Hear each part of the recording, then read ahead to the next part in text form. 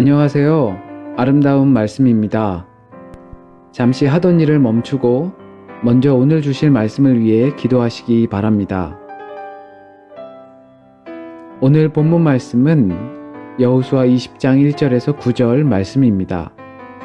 말씀을 읽겠습니다. 여호와께서 여호수아에게 말씀하여 이르시되 이스라엘 자손에게 말하여 이르기를 내가 모세를 통하여 너희에게 말한 도피성들을 너희를 위해 정하여 부지 중에 실수로 사람을 죽인 자를 그리로 도망하게 하라. 이는 너희를 위해 피해 보복자를 피할 곳이니라. 이 성읍들 중의 하나에 도피하는 자는 그 성읍에 들어가는 문 어귀에 서서 그 성읍의 장로들의 귀에 자기의 사건을 말할 것이요.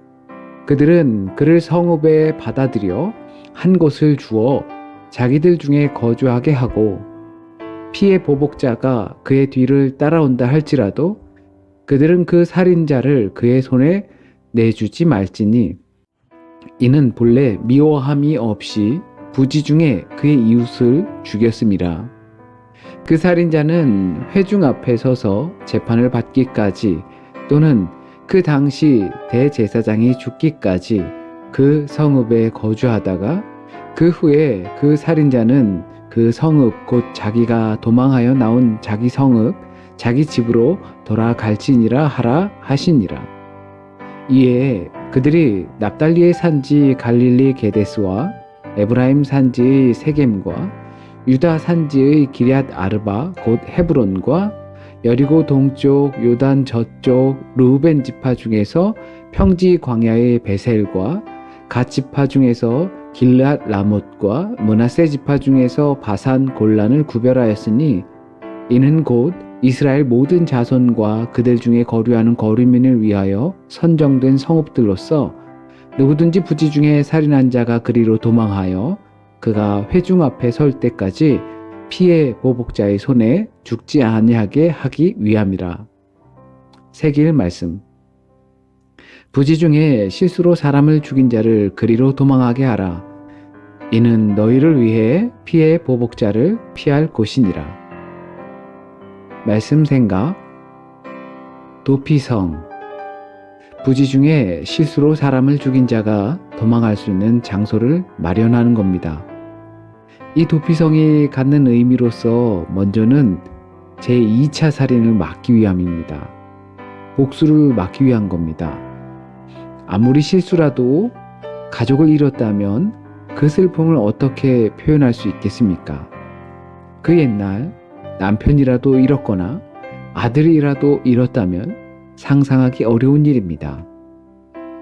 이 도피성으로 피해 보복당하는 것을 피하기 위한 겁니다. 이것은 죄의 확산을 막는 겁니다. 그리고 명확한 판결을 받아야 합니다. 그러기 위해선 자신의 죄를 자기 입으로 고하는 겁니다. 그래야 장로들이 그 이야기를 듣고 정상 참작을 할 것인지 어쩔 것인지 논의할 수 있게 되는 겁니다. 숨김없이 고해야겠죠. 왜냐하면 아무리 부지중이라도 사람을 죽였기 때문입니다. 자신의 죄를 고하는 자는 진심으로 뉘우친 자는 그것을 인정해 줘야 합니다. 또한 어떠한 죄인이라도 우선은 보호해 줄 필요가 있다는 겁니다. 도피성을 마련한 그 옛날 이스라엘이 제겐 파라다이스가 아니었을까 생각이 들 정도입니다. 물론 법적으로도 현재 보호받곤 합니다. 하지만 믿는 자들의 마음속에선 이러한 일들이 나타나고 있는지 그것이 염려되기도 합니다.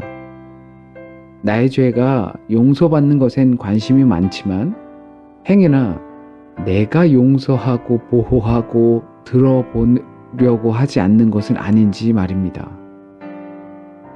오늘을 위한 다짐. 주님 가르쳐 주신 기도는 현실이다. 기도. 나의 죄가 용서받은 것처럼 나에게 죄 지은 자를 용서하게 하소서. 아름다운 말씀이었습니다. 평안하세요.